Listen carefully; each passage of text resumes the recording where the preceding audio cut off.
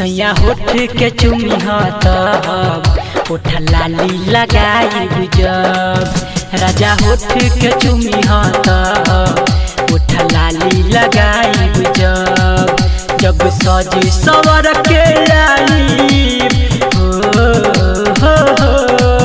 जब सजी सवर के आई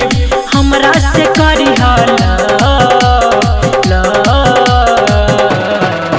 सैया होठ के चुमी तब ओठ लाली लगाई जब राजा होठ के चुमी तब ओठ लाली लगाई जब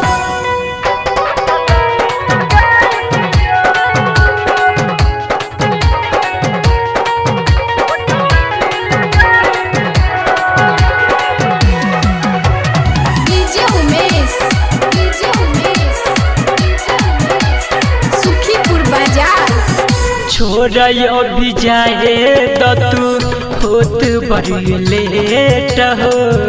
या बतानी जबले तबले कर तू वेट हो सैया छोड़य अभी जाए तू होत बड़ी लेट हो या बतानी तबले सैया कर तू वेट हो या बतानी जबले तबले कर तू वेट हो जाए न हमके देबा जाए न हमके देबा हम खाना बनाइब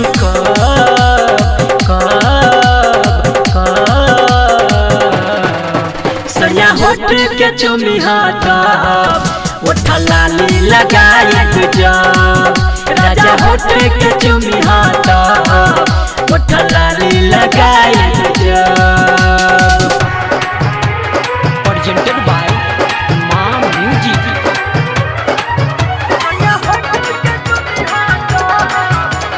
डीजे उमेश सुखीपुर बाजार बाहर खखुआई अभी ना कर देहब प्यार हो कोई सन मन बाऊ हे चाही बार बार हो राजा बाहर खखुआई अभी ना कर देहब प्यार हो कोई सन मन बाऊ हे चाही बार बार हो कोई सन मन बाऊ हे चाही बार बार राइटर सूरज संदीप सुमन राइटर सूरज संदीप सुमन बात बुझतनी हम